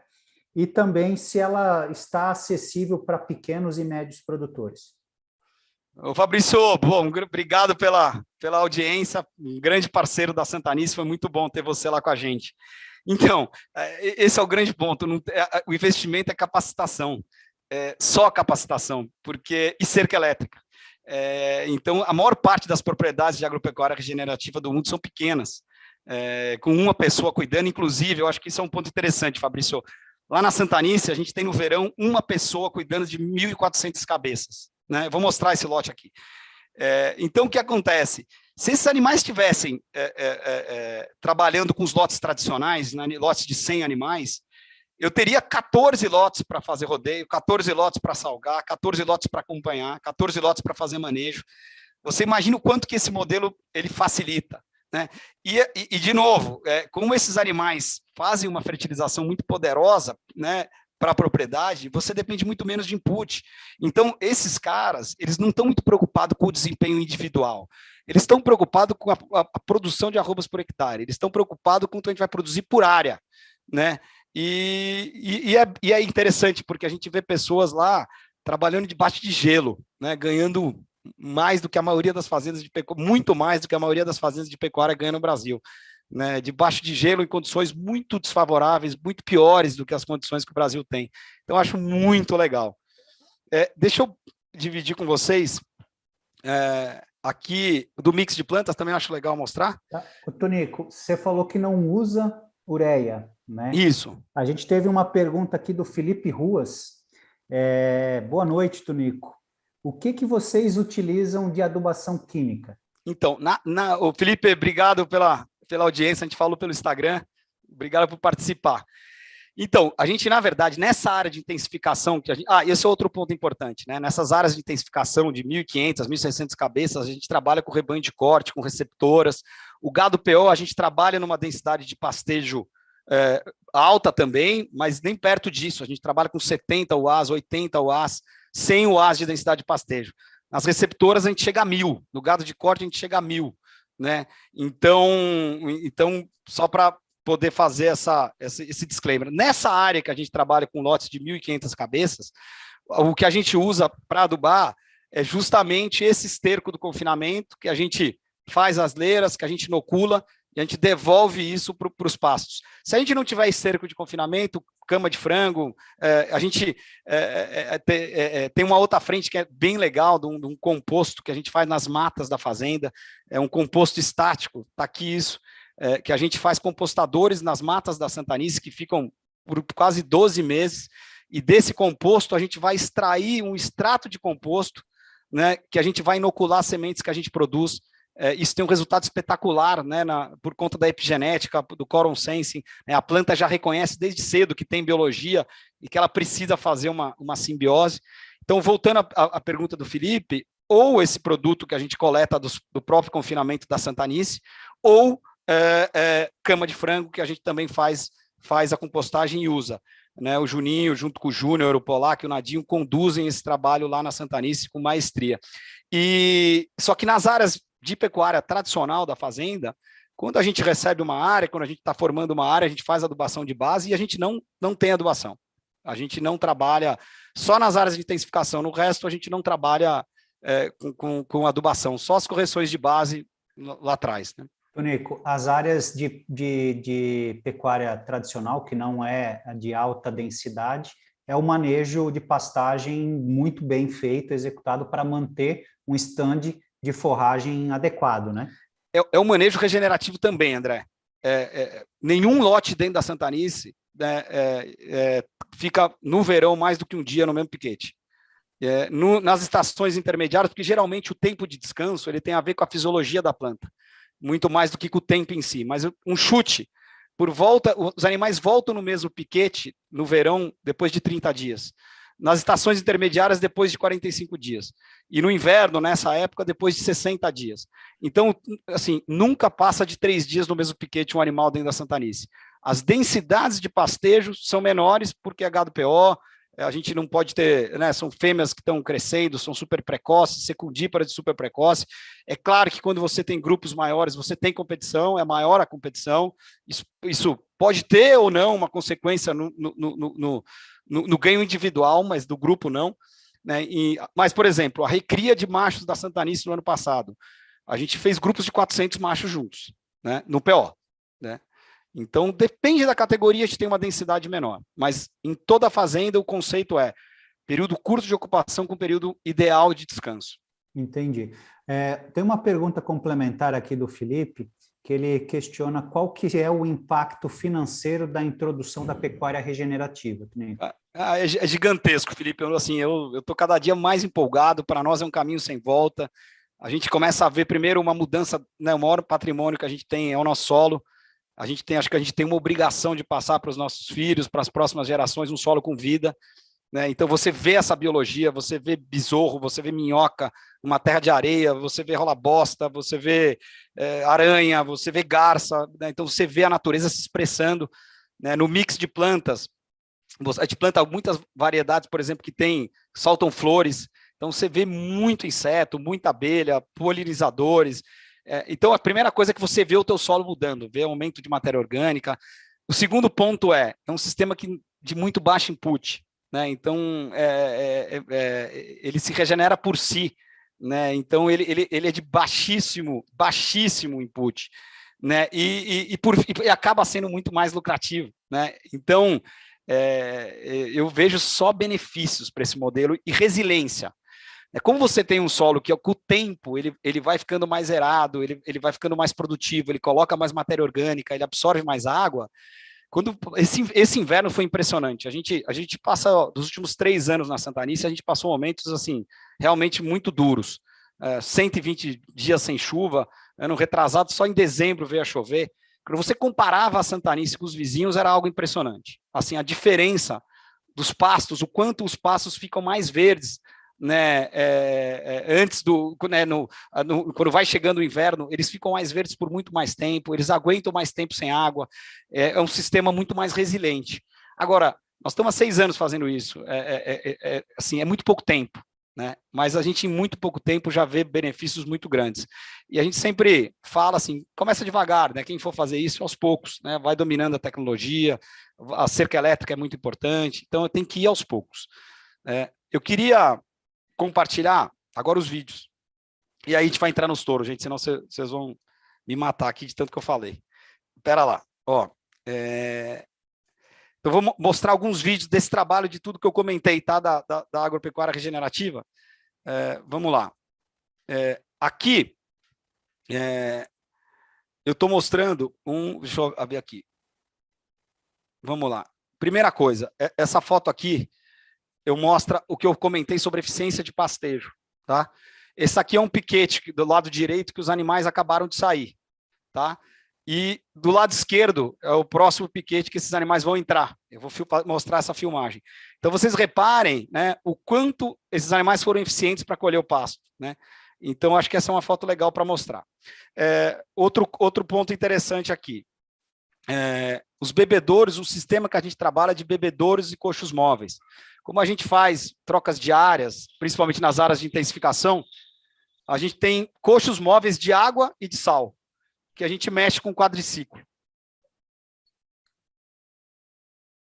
E aí, o que a gente tem aqui? A gente, nessa área, a gente circunda, né, uma tubulação de PAD, que a gente tem engates rápidos, né, que, deixa eu ver se eu tenho esse engate aqui, se eu peguei esse vídeo, era para eu ter pego, vamos ver se eu peguei.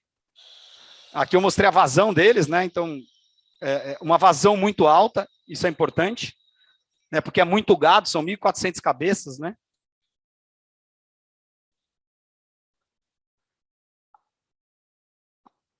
Aqui, achei o vídeo que eu queria mostrar. Aqui nós temos os engates rápidos, né? Então, a gente tem essa tubulação que circunda a área e que a gente vai fazendo os engates das mangueiras de PAD.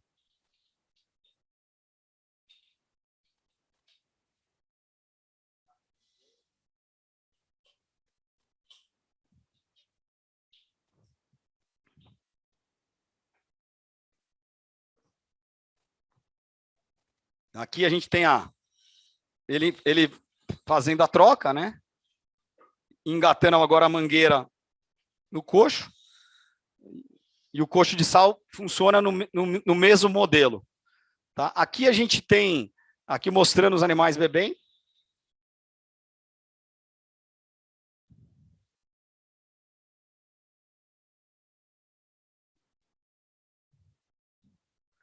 Aqui a gente tem as trocas de piquetes.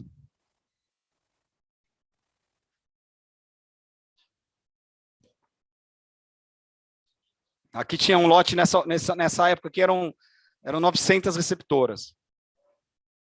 Que são os futuros touros da Cemex, se Deus quiser, hein? Todas prens aí. Com certeza, Tonico. É impressionante essa imagem. Elas entram já de cabeça baixa e a gente só vê, só escuta elas pastejando. É impressionante essa imagem.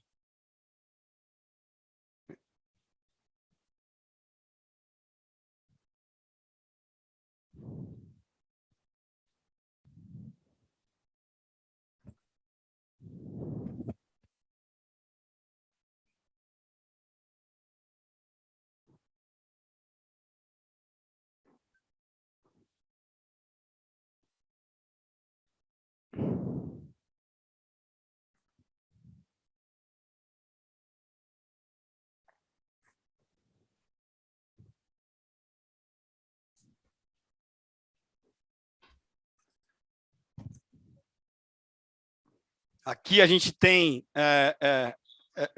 essa foto aqui, mostra né, o lote todo aqui, ó, já olhando o próximo piquete, quer dizer, ela sabe a hora que ela vai trocar, né?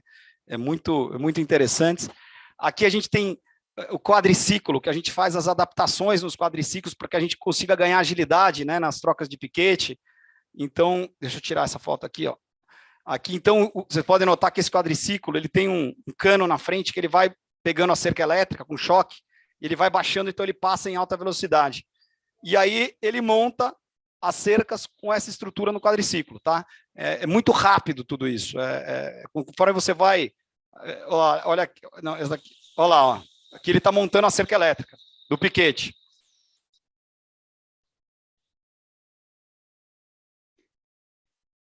É muito prático, né? Muito simples. Muito rápido, muito rápido. Por isso que eu comentei, acho que foi o Felipe ou o Fabrício que comentou, a cerca elétrica é muito mais barata do que as cercas fixas, né? Sim.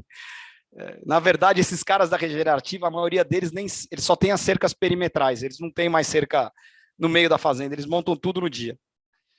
Aí, deixa eu ver se o que mais... isso é interessante. Esse é uma vela que a gente trouxe da Argentina, que chama Plaba Echeverry, que faz a abertura de forma automática. Então, a gente chega de manhã, já vai deixar as velas montadas, e depois de uma hora específica tem um timer, ele vai abrir a cerca elétrica e o gado vai passar sem precisar de ninguém lá. Legal. Bom, gente, vamos falar de gado, né? Que senão eu vou... Tonico, uma última pergunta aqui, ó. De novo, o Felipe, ele pergunta pela localização da Santanice, qual que é o tempo médio de seca que a fazenda enfrenta e se é feita alguma suplementação. Você já comentou que é feita entre meio e 1 grama, né? Mas só para responder o Felipe aí. Felipe, assim, o lugar mais errático do mundo é o noroeste do Paraná. Não dá para saber o que vai acontecer. A gente ficou aqui os últimos 3 anos com quase 100 dias sem chuva no meio do verão. Ano passado a gente teve 6 geadas, foi péssimo. Esse ano choveu 50 milímetros semana passada. Então, assim, é o lugar mais errático do mundo. Ponto. O que a gente faz na Santanice, tá? A gente nunca busca, por exemplo, nessas áreas que a gente aduba, que a gente trabalha com essas lotações, a gente não tem gado PO, é gado de corte. O gado PO, por exemplo, nesse lugar aqui hoje, eu tenho pasto verde de altíssima qualidade, eu tenho um mix de plantas, que é esse aqui, ó, que a gente monta, que tem 12 variedades de planta, aveia, zevém. O gado PO não está nesse lugar. As minhas fêmeas que vão ser desafiadas estão no sequeiro, né, comendo pasto seco, em vez de comer essa aveia e essa zevém, né? Tamanho esse conceito que a gente tem de não dar excesso de ambiência para os nossos animais. Então, a recria, hoje toda a fazenda está com 0,5 grama por quilo de peso vivo, os animais pós-desmama. Né? Essa é a suplementação, ponto final, é muito pouco, é 0,05%. E eles poderiam estar aqui, comendo pasto de aveia e azevém, e eu estou com receptor em vez de estar com gado Nelore. Né? Acho que isso mostra um pouco do conceito. A gente quer desafiar a nossa fêmea de fato, né? e o nosso animal PO. Então, a categoria de super precoce parida, né? A gente, no verão, 0,5 grama, e se está no inverno mais difícil, também 1 grama. Ponto, é isso que a gente faz, nada além disso.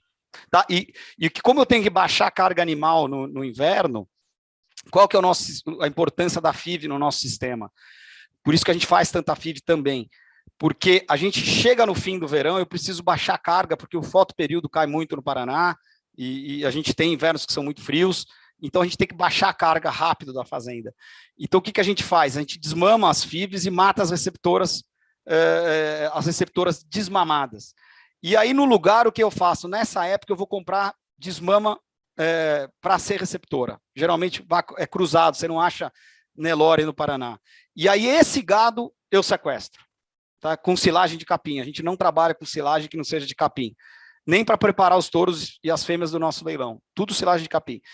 Então, aí eu sequestro um animal mais leve, que tem mais conversão e que desempenha melhor no coxo. Então, gado Nelore nosso não fica em coxo, não come muito, a moleza fica para as receptoras ou para o gado de corte.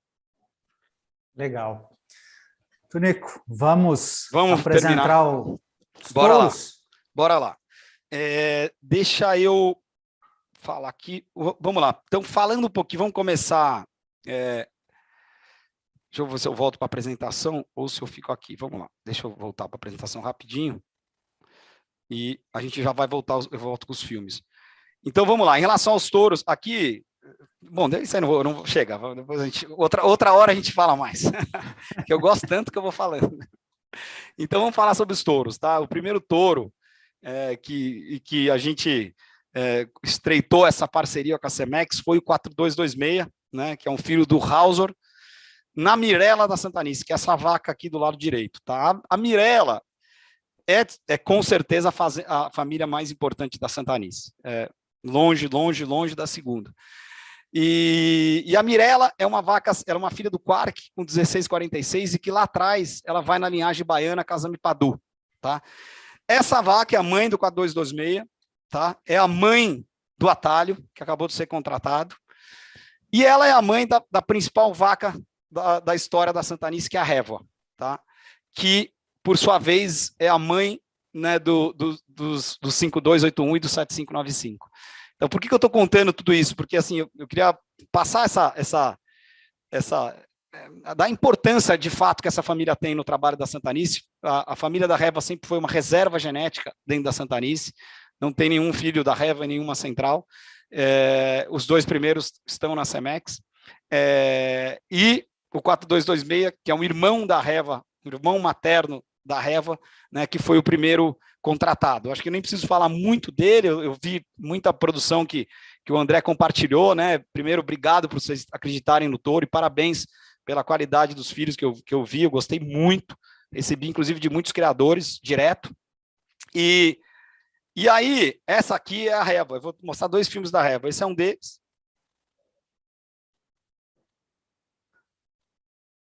Essa vaca está na 8ª cria, nunca falhou, e participa de todas as FIVs da Santanice no meio da estação de monta, né? Então, é uma vaca que realmente foi muito importante dentro do nosso trabalho e que é mãe, né, desses 2 touros aqui, que eu quero falar um pouquinho, assim, acho que eu quero falar bastante, na verdade, principalmente dos 2, mas eu queria começar pelo 7595, né, esse touro. Por que eu botei uma foto diferente do 7595? Porque ele é um touro que nunca comeu nada.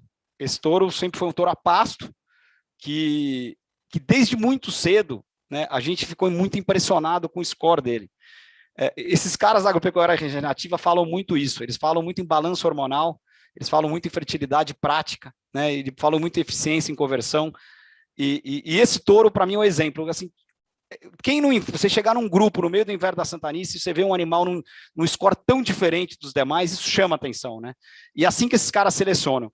E esse touro é o que chamou a atenção, né? Ele sempre teve muita saúde, né? E aqui é ele cobrindo, sem nunca ter comido nada. Olha o score desse, olha o quanto esse animal, ele é de freio mediano, ele é negativo para peso na cera, ele é top 0,1, né? Então, é um touro que sempre nos impressionou pela saúde. E acho que essa característica da família da Reva, que fez ser essa família tão importante dentro do nosso trabalho. É um gado que está sempre no score corporal acima dos demais, num momento muito difícil, né? Então, a Reva é o que ela é, porque os descendentes dela e ela, né, passam isso para os seus descendentes. E o 7595 é esse. Então, um touro que eu não vi produção dele recentemente, porque o Amadeu, que passou todas as mamas, ele ficou extremamente contente, né, com a produção dele. A gente sabe que é um filho do armador, mas a gente enxerga como um filho do armador diferente, principalmente por ser filho da Reva e por ter essa condição corporal sempre muito diferenciada. Então, esse é o touro 7595. Tonico, até é interessante, né? A gente teve no início do mês também lá na Tairana, e é impressionante, não só o 7595, como o 5281, que é o irmão dele, eles estão em plena coleta e num estado, assim, excepcional. Não, impressionante. É diferente, André. André. Mantém muito bem e chama muito a atenção o equilíbrio, né? A gente estava falando desde o início aqui de equilíbrio, de avaliação genética. Ambos têm uma avaliação genética muito equilibrada, de baixo peso ao nascer, então são aqueles animais que nascem pequeno, mas têm um forte ganho de peso, uma rapidez no seu ganho de peso na desmama e no pós-desmama, e isso é muito interessante. É o que você estava comentando aqui no início da nossa live, né? Não, é muito isso. A saúde desse gado é realmente diferente. Quer dizer, por isso é a família que a gente mais multiplicou e por isso que é a família que a gente mais acreditou, né? E o 5281 é um filho da Reva com o Vôculo. E esse talvez tenha sido, particularmente, assim, eu sou um cara que cada vez mais gosto do equilíbrio, do gado médio, e esse foi uma das principais ferramentas da Santanice para segurar a frame no trabalho, né, o 5281. O Amadeu usou muito o 5281. O 5281 ele é muito mais bonito que o Vôculo, né? Ele é um Vôculo muito bonito de racial. A produção dele acho que puxa muito mais o Bitelo DS pela Reva, né?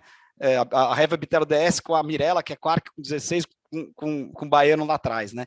Mas ele é um animal que traz muito equilíbrio, que não perde em performance. A gente acha assim, ele segura a frame sem perder performance. Eu estava olhando recentemente o intrarrebanho dos filhos dele, da safra 20, pena que eu não apartei para essa conversa, mas ele foi assim, positivo para tudo, para tudo. Foi realmente muito impressionante, assim, eu fiquei muito feliz. Inclusive para gordura, sendo que o Vôculo e o Bitelo DS são mal avaliados para gordura, né? O que é essa parte da genômica, né? E eu peguei aqui uns vídeos que eu gostaria de mostrar alguns filhos do 5281. Eu vou terminar só para falar dos outros dois, eu já volto no 5281, mas para mim é um dos grandes touros que a Santanice já fez na sua história. E a gente acha que é uma grande ferramenta, principalmente para aqueles rebanhos que querem segurar frame, que querem fazer fêmeas eficientes. As filhas deles são bonitas, né? São pequenas, medianas, são bonitas, são eficientes, né? Emprenharam muito bem como super precoce, muito bem. Então, assim, esse é um touro que, assim, que eu indico fortemente, né? Porque eu sou apaixonado por esse touro. Legal, Tonico. Só para, desculpa te interromper aqui, mas o Ricardo Arroba tá aqui, mandou um abraço para você e ele ressaltou, né, que hoje no mercado, filhos direto da Révoa são os dois, o 7595 e o 5281, então essa genética que por um bom tempo foi fechada só para a Santanice, hoje ela está disponível através desses dois reprodutores, o 5281 e o 7595. Pô, perfeito. Ricardo, obrigado por você estar assistindo a live. Ricardo, que a gente acabou se reencontrando, né, na Santanice, foi muito legal passar o dia com ele, aprender com ele. Parabéns pelo trabalho e obrigado por acreditar na Santanice. E aqui as duas novas, as contratações dos dois touros mais jovens, tá? Do lado esquerdo, o Cardeal da Santanice, um filho do espião que eu particularmente gosto muito. Ele é espião com guapo, com quark, com marisco, numa família da Lidela, que é uma vaca ranger, que foi muito importante na história da Santanice. Ele é top 01, 48, de QG genômico, né, um espião de um racial que é bem diferente, né, quando você olha um filho do espião com esse racial, não é fácil fazer um espião bonito. Esse é um espião muito bonito. Uma carcaça impressionante, né? Uma carcaça impressionante, mediano também de frame, quer dizer, a gente acha isso muito importante. Então ele entregou, o Cardeal, ele desmamou com 330 quilos, né? E ele fez um sobreano para praticar acho, 498, 500 quilos, né? Nesse sistema de pasto, sem nada de adubação, com meia grama.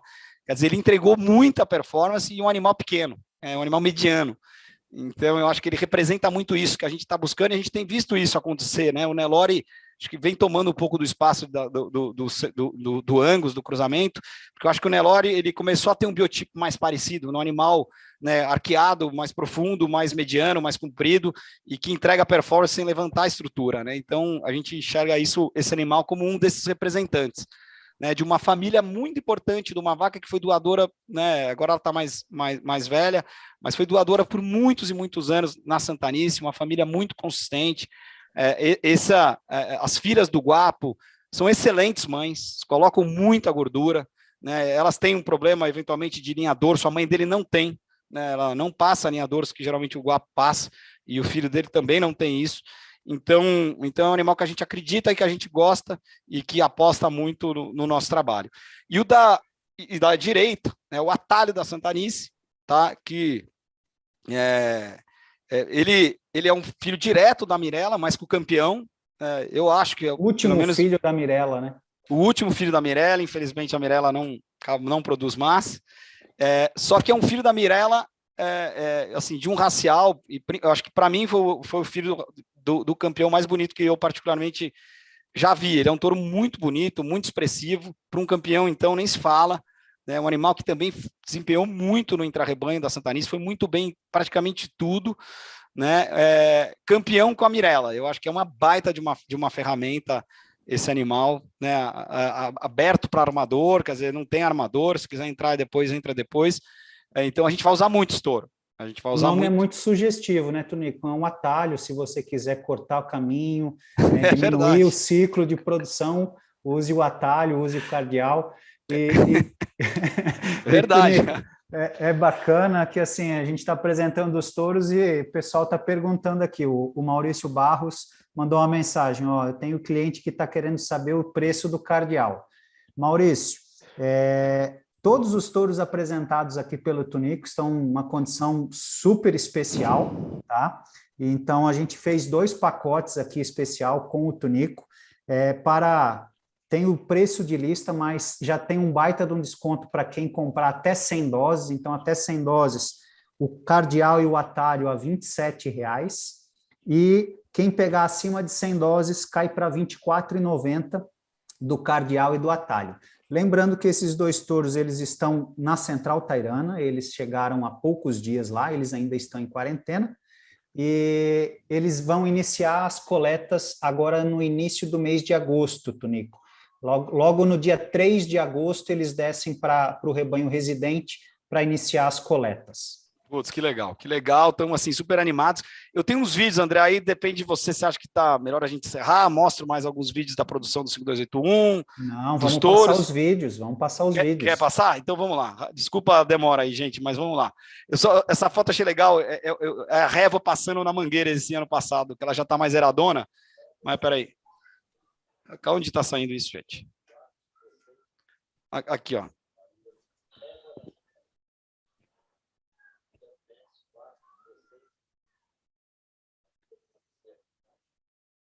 A parida do Lagine do Izê. A bezerra do Lagine do Izê é uma vaca já com uma certa idade. Mas olha que vaca linda, né? Que conformação, é uma carcaça impressionante mesmo. É impressionante. Ela, assim, ela coleta toda vez, ela emprenha, assim, ela é... Esse ano eu não vi como foi o toque, mas esse ano o que a gente coletou essa vaca. Bom, vamos lá. Então eu queria mostrar a Révoa. Depois eu queria mostrar do 5281, a produção do 5281, né? Aqui uma filha dele, não lembro o pai, se eu não me engano, era a Tol, a mãe.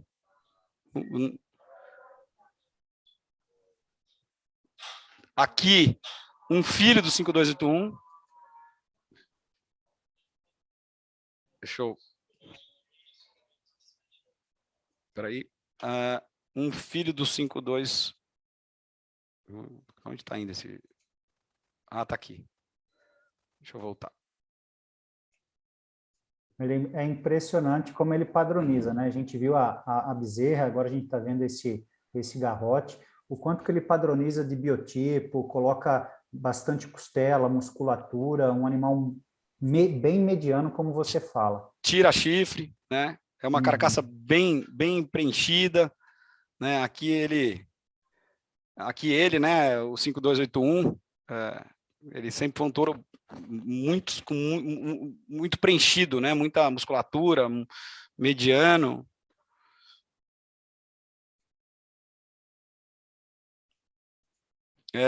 Aqui a gente tem uma bezerrinha super precoce do 5281, nasce pequeno, né?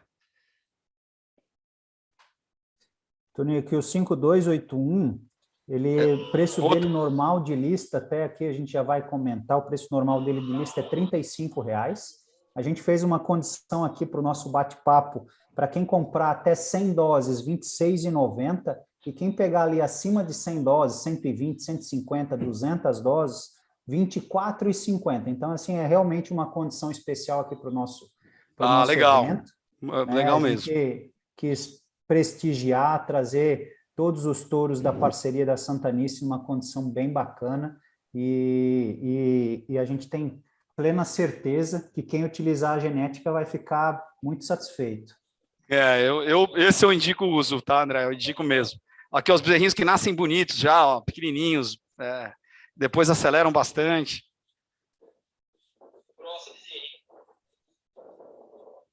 Aí vamos para os outros aqui, que a gente selecionou alguns vídeos, tá? O 7595, a foto eu já mostrei, mas eu gosto de mostrar esse vídeo aqui dele, né? Mostrando essa saúde aqui, né? É impressionante como ele vinha do pasto numa condição absurda. Deixa eu passar de novo.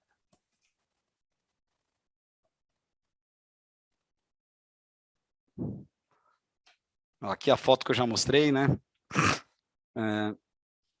Nele cobrindo.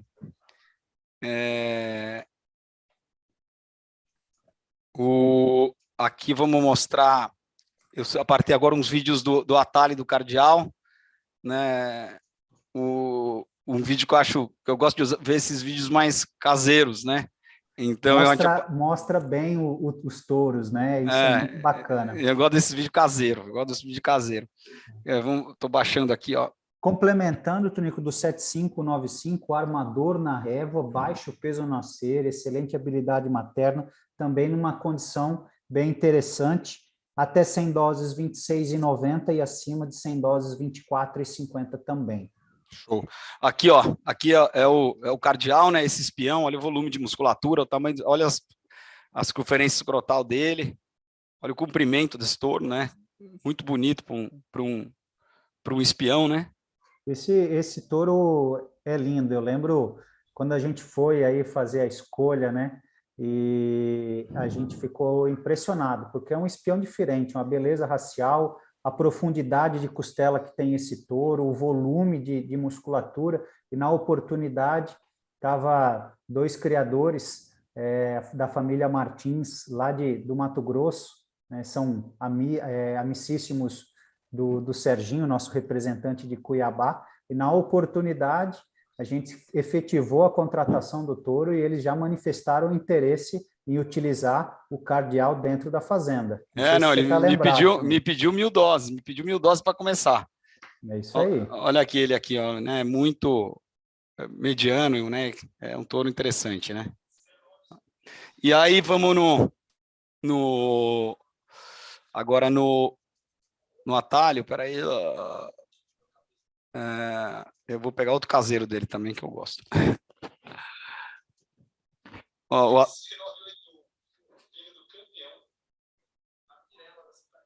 a cabeça dele para um campeão, né? Realmente é diferente, né? É impressionante, é um animal muito bonito. O atalho, ele impressionou também, não só pela beleza racial, né, Tonico, mas por todo equilíbrio. É um campeão que tem uma carcaça muito interessante e a gente entende que essa família que ele tem, essa genética da Revo, da Mirella, é muito importante. Como você falou, fez a principal família dentro da Santanice, uma vaca que produziu muito, e touro precisa ter consistência, precisa ter vaca, né? Precisa ter mãe. E Perfeito. Tanto o atalho como o cardeal tem duas vacas extraordinárias. E eu acho que, olha, interessante, o André, a DEP dele, olha aqui, ele é 5 quilos para leite, top 0,1, 0,1 para total maternal, ele é top meio para peso desmama, 0,1 para total maternal desmama, top meio para peso ao sobreano, 0,1 para conformação frigorífica, 0,1 para stay com 42, né? Então, isso para a gente, assim, a gente enxerga nesse touro uma coisa muito interessante. É raro você ter animais que são muito fortes, assim, ele é muito forte para stay, né? 42 de stay. Ele é 0,1 para leite com mais de 5 quilos, ele é top 2 para RD e 0,1 para gordura.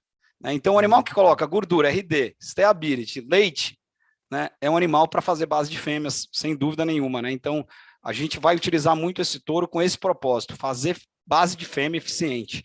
Né? E ele faz tudo isso sem perder performance, né? Porque o animal 0,1 é top meio para peso ao sobreano, quer dizer, eu acho que ele tem uma régua de DEP muito interessante, 44 de QG, no índice ABCZ ele é muito forte também. É isso, gente, acho que... Tonico, temos aqui mais uma pergunta, eu deixei ela para o final, depois dos touros, justamente para te ouvir. Depois de tudo isso, né, eu acho que a resposta está em tudo que a gente viu aqui que você apresentou, do Adenilson Ribeiro, tá? Ele fala: boa noite, Tonico. Como vocês conseguem aliar biotipo e números? Já que a gente está vendo muito hoje em dia animais em leilões e em centrais fora do padrão. Denilson, parceiraço, gosto muito dele, um grande abraço, obrigado por você estar assistindo a live. Denilson, a gente só mostra as pingas que bebe, a gente tem muito tombo, só que a gente não mostra, entendeu? Eu brinco com meu filho, assim, não fico olhando o Instagram de todo mundo, porque o Instagram todo mundo só posta a foto bonita. A gente sofre também, a gente sabe o quanto é difícil, a gente sabe que as principais linhagens que colocam essa avaliação genética, elas têm seus problemas, mas eu enxergo que hoje, Denilson, está cada vez mais fácil, porque tem muita gente fazendo esse trabalho. No passado a gente tinha 1, 2 fazendas que tinham um foco muito claro em avaliação genética. Hoje a gente tem muitas fazendas. Eu acho que o pior já passou. Essa é a minha opinião. A gente Eu sou uma pessoa que tenho, particularmente, assim, não gosto de gado feio. Eu sofro, ainda mais, pô, a gente era o dono do Big Ben, você imagina. Eu boto uma pressão no Amadeu gigantesca, coitado, sofre na minha mão, de verdade. Então, mas ele tem esse cuidado, né? Ele acasala se preocupando com isso. A gente sabe que o que a gente faz muito é, em algumas safras, a gente acelera na avaliação, depois a gente tira o pé, equilibra, entra com baiano, entra com animal bonito, volta. Então, assim, acho que a gente tem que ter esse cuidado, mas, assim, a gente tem uma preocupação muito grande com isso. É difícil, a gente sabe, mas eu acho que hoje a gente tem mais ferramentas, né? O atalho é uma ferramenta, por exemplo, né? Então, não é fácil, mas a gente tem uma preocupação muito grande com isso, de entregar esse equilíbrio funcional entre raça, né, e as características raciais de performance. Legal, Tonico. Acho que é isso, né? A gente tem que buscar sempre o equilíbrio e conciliar biotipo, performance, avaliação genética, sempre buscar indivíduos selecionados a pasto, que é isso que a gente precisa, a nossa pecuária, indivíduos produzidos a pasto e que vão desempenhar a pasto, porque essa é a nossa pecuária. Perfeito, perfeito. E eu acho que é bonito também, André, às vezes a gente muda um pouco. Quer dizer, no passado eu achava bonito, era uma orelhinha pequena, um chifre penteado, uma cabeça pequena. Né? Hoje, quando eu vejo uma terceiripa de super precoce, parida, desmamando 55% do peso dela, eu acho isso maravilhoso. Né? Então, acho que a gente tem que mudar um pouquinho os conceitos.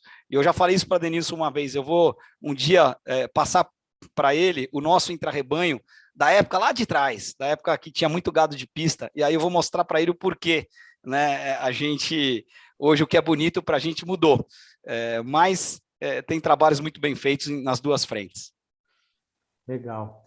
Tonico, queria te agradecer aí pelo seu tempo, por essa aula, por compartilhar todo o seu conhecimento, parabenizar a você, toda a equipe, o Amadeu, toda a equipe da Santanice pelo trabalho que vocês têm feito, agradecer pela parceria com a Cemex.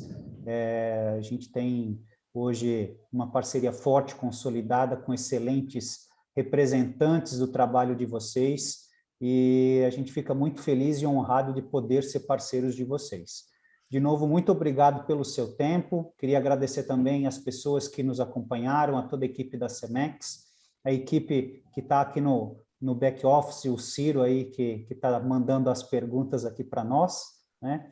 Foi show de bola e a gente fica aqui à disposição de todos. Brigadão, Tonico. André, eu que agradeço toda a equipe Cemex, a gente realmente acredita muito nessa parceria, gostamos muito de todos aí, e a gente sabe que vamos construir uma história bonita juntos, conte com a gente.